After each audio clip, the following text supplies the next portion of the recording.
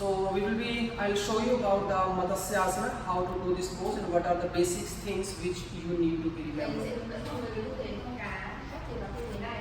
So you can say this is the exact position of the fish pose, the half fish pose you can say.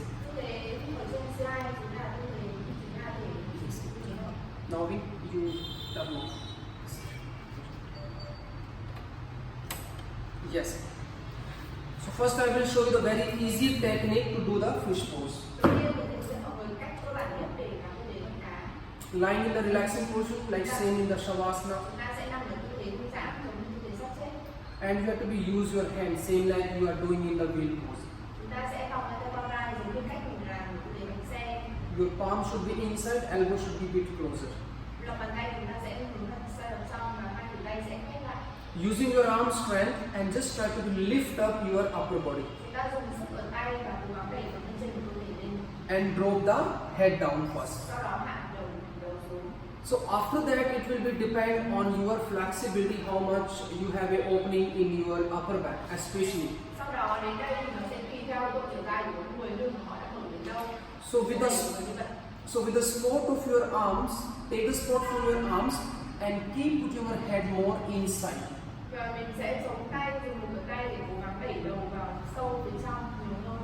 The more your head keep inside, the more your chest will be lifting up.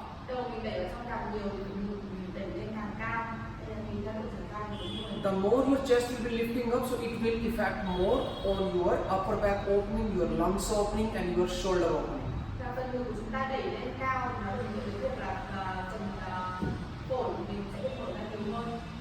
So initially you can take the support with the arms, easier.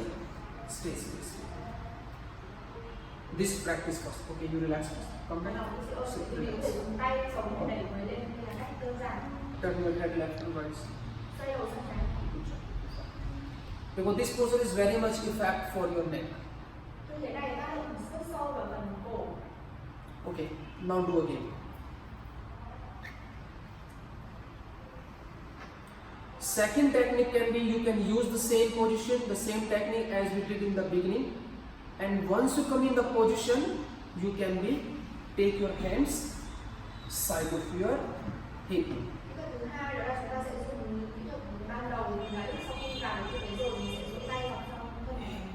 Here can we have the option to using the arms. Option 1, you can drop the elbow so that you can take the support from your arm.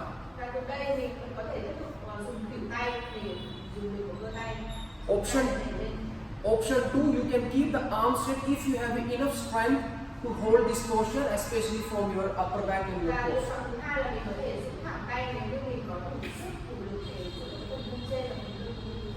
Okay, relax, come back again. And I have left hand. Understand? Now I will go down third practice. Third practice, you can use the hand side of your chest.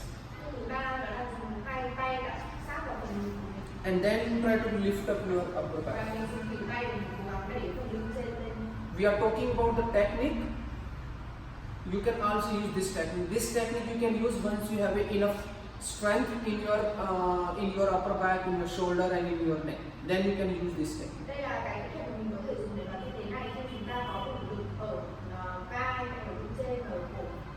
Relax. One another technique. Sit down. Now drop your elbow back. Yes.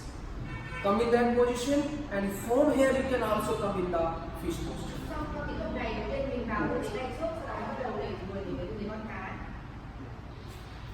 Or initially you can. This is also like the very beginner technique. Like if somebody is very beginner, so you can give them this practice easier.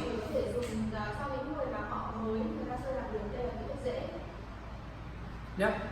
So now I will show you some another variation. Now you once again come back in the position.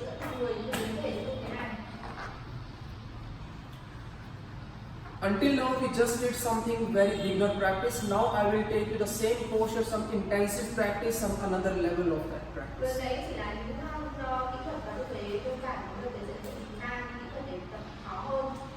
Do again. Posture is the same. Now you can change like one leg up, one leg up, one leg up. This can be variation. Relax.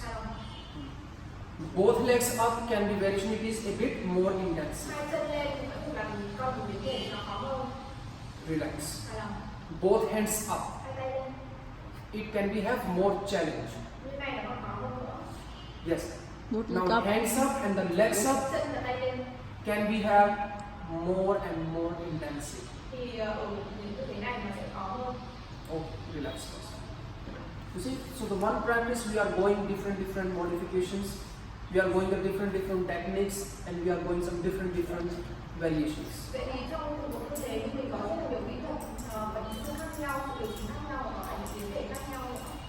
You need to know something else? You want to show something?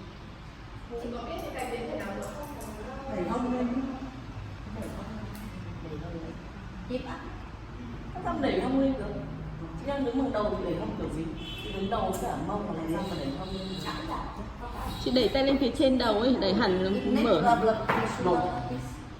If have the neck problem, so she show in the beginning, just yes, like here, or you can do that. That's it. Because if you are giving the, because during the neck problem, so this practice you need to be avoided.